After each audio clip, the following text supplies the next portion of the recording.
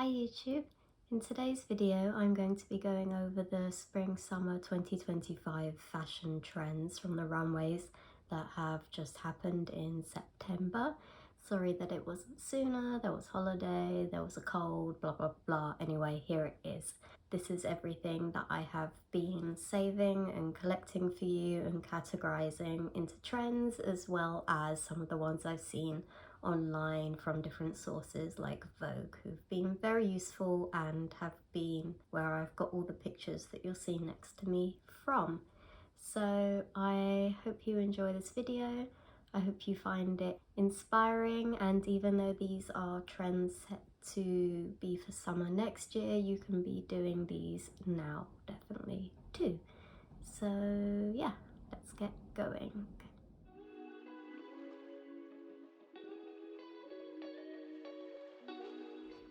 We're going to start off with my favourite colour, red. This trend was very big last summer and this current winter, and is carrying on next summer too. So red is definitely not going anywhere. The shade is still that really bright tomato red, which is fantastic if you are a spring. If you're not, there's still plenty of the deeper and darker burgundy shades as well, which we are also seeing currently right now in time of filming 2024. So you can definitely keep all of these pieces that you buy and wear them the following year as well. A new shade that I saw on the runways was blue, and in particular a spring again blue, so that's with that kind of warm gold undertone, quite light, quite bright, vibrant, very primary, kind of aqua-y looking. We also saw an electric blue, so still very vivid, a little bit more on the winter palette as well as the spring palette.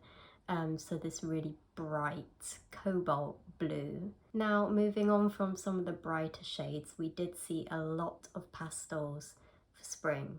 So those baby tones, and this is great if you're a cooler skin tone. So if you're summer, pastels amazing, you're sorted for the summer, as well as a winter with those kind of icy tones. A light buttermilk yellow popped up quite a lot, so kind of creamy pastel-y yellow. A cute kind of baby blue, so again that blue but more toned down, cutesy sky blue. A light soft baby pink we saw as well, quite blushy, quite muted.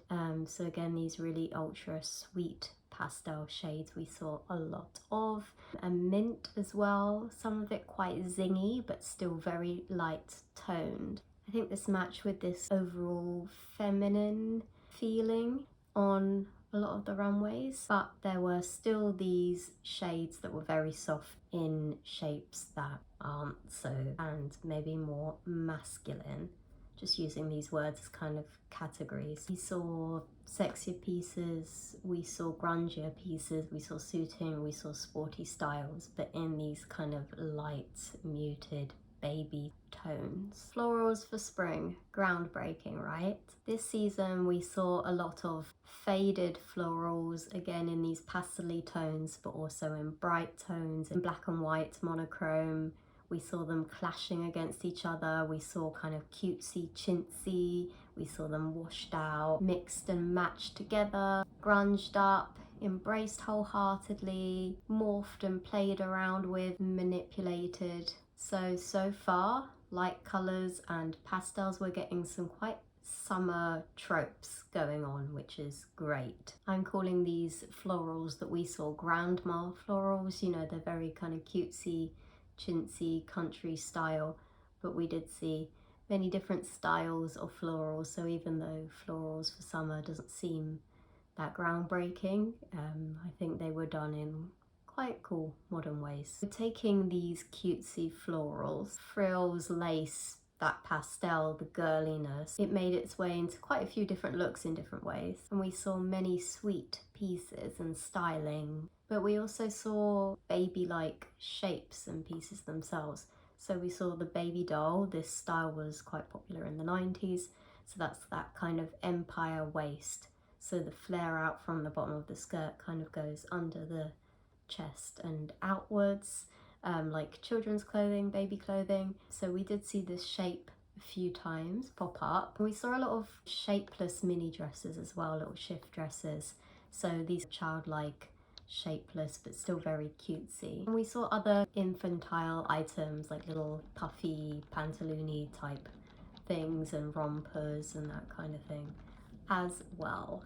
There was a experimental and arty feeling that I feel ran through many people's collections. Some people chose to be really literal and obvious with that, sort of painting inspiration, actual paintings, the dress was a painting and that kind of thing. And for others it was larger than life sculptural pieces that did mind-boggling types of things. So maybe not so wearable statement pieces, which for me, as I always say, is kind of what Fashion Week and runways and high fashion is about. It's about these pieces that could be in a museum that sort of wow you, that if you're in the front row of that runway show you really feel like you are watching a show, but still kind of desirable and dreamable, and oh, I could wear that if I were a celebrity. Going back to the arty style, we saw photo prints as well as sort of painting style, sort of photo realistic prints, different things, realistic scenes, landscapes, objects, and others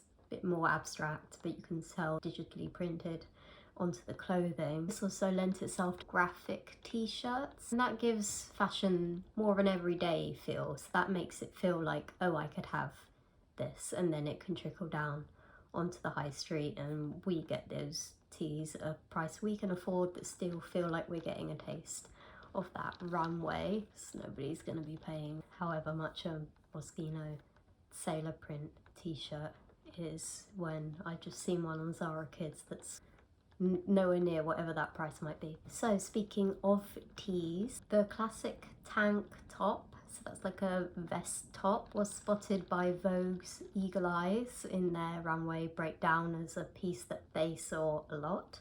To me, this is no surprise. It's a summer staple, and 2025 I think is seeing a lot of really classic summer staples, whether that's the print or the item itself. Even though that's obvious, it's actually quite refreshing because we see a lot of fashion weeks where it says spring summer but we're being shown knitted scarves and ridiculousness that we're not going to be wearing in the summer.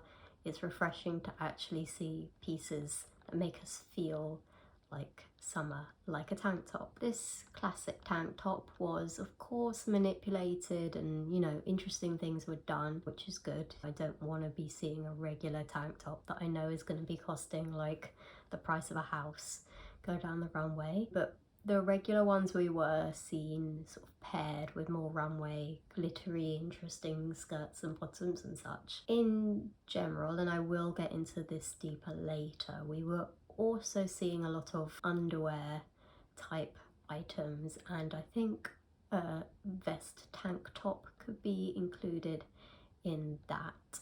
And we were also seeing a lot of see-through, so we were seeing through a lot of items, and the tank top is quite see-through a piece. The pictures I have beside me are not too see-through because I don't want to get taken off YouTube, so just imagine. Going into another fashion classic is the double denim, and again a warm weather classic. We see double denim done more when the weather's nice. Double denim has always been debatable and lots of people are unsure if they like it or not or whatever, but the runways liked it, designers liked it, and we were seeing it done in a really classic way, nothing clever about it.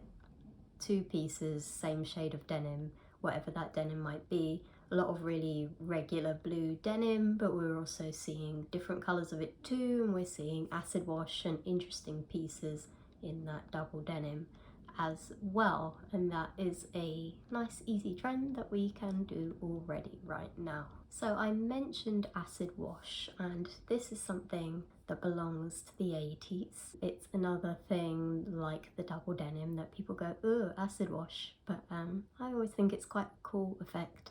Going more into the 80s, I don't know if I have 80s glasses on because I filmed that big video and I am now drawing an 80s calendar, But I did see some 80s elements on the runways as well. Big, oversized, boxy suits, jackets and shirts. So that kind of power dressing, the workwear thing. We see this on runways a lot anyway, whether that's 80s or not. A runway loves a suit, and we're in an era of big baggy oversized clothing, so ties in with 80s quite well. But these ones felt particularly mensweary and boxy and power dressy and shouldery and, you know, nipping in at that waist, and even the shirts with their oversized kind of silhouettes felt 80s to me. A pattern which is quite 80s is the polka dot, especially in that classic monochrome, which we did see in a few collections as well. And another 80s thing is the rah-rah, so the layering of fabric. So one over the other, over the other, over the other, that kind of repeat. And yeah, there was a bit of that going on too, I feel. But the rah-rah was also a bit of a 1920s flapper dress kind of thing. And the 1920s was explored in quite a few collections. And that's a really interesting one to see, I think, because the 20s and the flapper style haven't really been explored on the runways in quite a while. So it's nice to see it come back and be done in a now way and not kind of like cringy old school 2009 way. This felt now. So we were seeing those flapper dresses made see-through, grunged up. We were seeing that layer of the rah-rah. We were seeing the 20s Art Deco embellishment.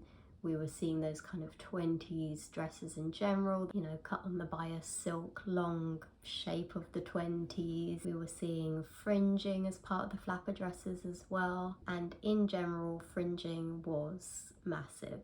It was absolutely everywhere. It first poked its head last year when the collections for fall winter 24-25, so right now, were being shown, but now everyone had fringing of some variety in their collections. It is full fringe. There were layers of fringe, there were thin, thick, embellished, glittery, textural, fluffy, raffia, thick and thin, whole thing fringe, just some fringy details, western fringe. There was lots of it, and I wouldn't be surprised to see a lot of it make its way into the high street next year for summer. I think it does lend itself to summer really well, that sort of swish and that peek through, so you know you're not too hot in it. It's just kind of dancing around your body as you walk. I think we're definitely going to see that one. Another texture that feels summery is the fishnet. Fish, swimming, seaside, fishnet. And it's another thing again that can show some skin under it, which really designers were finding interesting ways and textures to peek some skin. So really good for layering in that context, and it also, a lot of it naturally went into that fringe as well, so we've got this kind of braided element going to a fringe hem. Let's get into it. Speaking of all this showing skin business, sheer and see-through fabrics were really big. There are a lot of pictures I cannot show, of course, but I'm going to put appropriate pictures of sheerness on the runway. And actually, although a lot of it of course was showing body parts, a lot of sheer sort of see-through was being played with in interesting ways with other colour fabrics and patterns underneath it to create almost a whole new fabric. I thought that was really interesting, just like a sort of another colour layer, so it wasn't all showing the body, it was showing other stuff too. Many of them were lacy, many of them were embellished, and things were done to the sheer itself. So it was really interesting, and I think it's a great layering choice. So lingerie, I think, is a bit of a big fashion thing. A runway loves a little bralette, and lately it loves these kind of like little panty type things, you know, whether that's like a high-waisted thing or a little short, or you know, something peeking through, or the little puffy bloomer type We were also seeing a lot of bra pieces in typical lingerie fabrics as well, in white and black, the real classics. We're seeing it lacy, not lacy, just out there. Sometimes, you know, a whole look, sometimes it's like that kind of regular bra, and then some kind of completely contrasting other item as the bottom half. Be shown off just a little bit, poking out, peeking out of cutouts, and it doesn't even feel so daring anymore. Maybe I have become desensitized from years of seeing lingerie being on the runways. I don't know if we're quite there in our regular lives to just be wearing it out like that or peeking it through, but it was definitely on the runways. Also in the lingerie aspect, we saw a lot of kind of lacy camisole type camisole dress with that lace, with that kind of silky fabric, a lot of inside out. Speaking of underwear, we also saw like mensweary boxer shorts being worn, and this trend was very big this summer that has just gone and is clearly continuing on to next summer. We were seeing it in those real classic traditional fabrics, that pastel, that stripe running through it. But as well as it being an underwear, it also felt pajama-y, boxers and pajamas, all these kind of things that you wouldn't wear out the house are being worn out the house, and being worn with items you wouldn't wear your pajamas with, like leather jacket. So speaking of the stripe, we did see that tickling stripe in the shirting fabrics, and we saw it done in many ways. We saw the shirt being manipulated in many ways. We saw the classic pinstripe that lends itself to suiting. Thin, tickly stripes, we're seeing a lot of that. But we're also seeing thicker stripes. We're seeing like a rugby shirt stripe. We're seeing the rugby shirt and just general nautical stripes. Another summer staple. It's nice to be obvious for the summer. Makes you feel good, makes you feel summery. And I think a lot of designers were embracing their heritage and their classicness, which does lend itself to the suit fabrics, the shirt fabrics, the rugby. And speaking of that, pleats, you know, school, preppy, classic and tradition, we did see quite a lot of that too. Cute little pleat skirts and that kind of thing, but we're also seeing a lot of the sheer being pleated, so that see-through being pleated in a retro way and in a modern way. Creates a nice texture again. Little thin ironed knife pleats, creating nice drapery. Moving back to some of the undercurrent of artiness, shapes were quite big and voluminous, and the bubble shape we saw quite a lot, so kind of round ball-like shape. We're seeing it inflated, we're seeing it poofy and movement, and again I think this is another 80s thing as well. We did get a lot of that bubble hem, and we saw a lot of that incorporated in all sorts of different interesting ways, all up and down the body, different sizes, different tightness and thickness of bubble, looseness of bubble, which is really interesting, creates nice silhouettes. Vogue are calling this trend Cloud 9. Gives a light poofy feel. We did see a lot of it in white as well. There was a lot of volume in skirt shapes. Large, dramatic, sometimes like fairy tale, princessy type skirts. Like a 50s sketch in and out. Big, large, real kind of runway feeling skirts. And many were taking inspiration from history. So we were seeing a hoop or a pannier, really giving it that large structure to the hip. Like I was saying before, with that kind of impossible artiness, we're seeing these kind of really wide and really interesting large skirts, sculptural again. We're also seeing skirts that look like they'd been knotted on the front, and that's another feeling of summer to me. It's like a sarong, it's like taking off your jacket and tying it around your waist.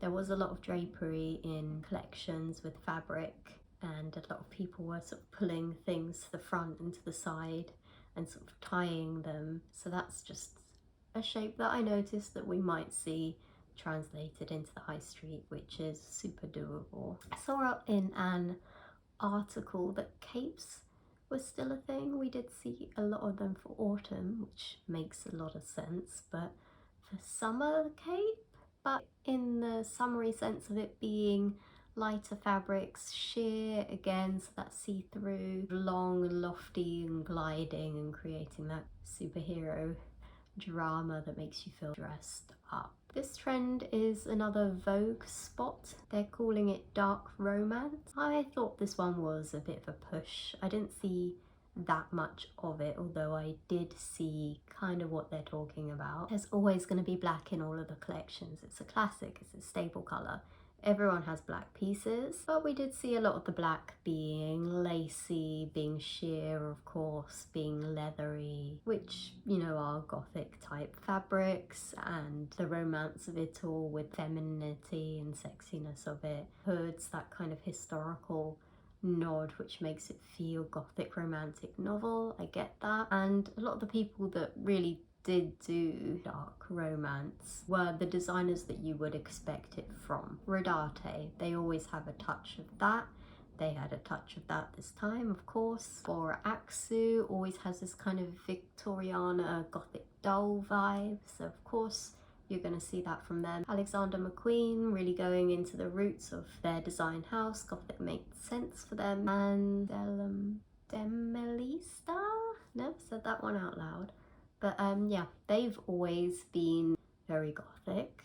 And, you know, they went in on it and it felt really today. They haven't always felt like the coolest to me. It felt like they hadn't really evolved so much with current fashion, but this felt really cool and really current, so it's nice to see alternative style being done in a now way. So yeah, a lot of those brands were kind of tapping into who they were, which was good. So on the alternative fashion side, we saw Plaid, check, tartan, whatever you want to call it, played with. Some of them were that kind of country living grandma, like the grandma florals, so worn out, tableclothy. Others were more grungy. This fabric is a favourite of mine. I do love a check and a tartan. And I think it's really interesting because although it really is classic and it's heaped in heritage, it can be so many things and fit into so many fashion genres. It can be rock and roll grunged up, it can be preppy, worn with a shirt. The fabric itself, you can keep it as it is, you can clash it with things, you can wear it out, you can brighten it up. Be traditional with it, you can experiment with it, you can drape with it really interestingly, and there was a lot of that, and it always catches my eye when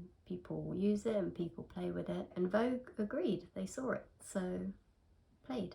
Quite a few of the jackets that were picked were quite sporty and in contrast with a lot of the feminine pieces that they were with. So like the Parka and the Windbreaker.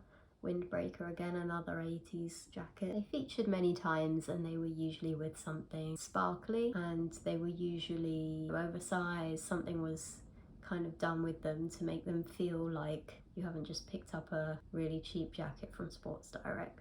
It seems to me like it could be an Oasis reference to have all of these Parkas. I don't know if fashion designers react so quickly that it can already be in their collections after it was announced, but we definitely saw that kind of Britpop vibe, and big stuff like this can always influence fashion, already has. People already looking into how they can do Oasis style dressing, and I think we are going to see a lot of that now, and we're going to continue to see that for summer next year as well.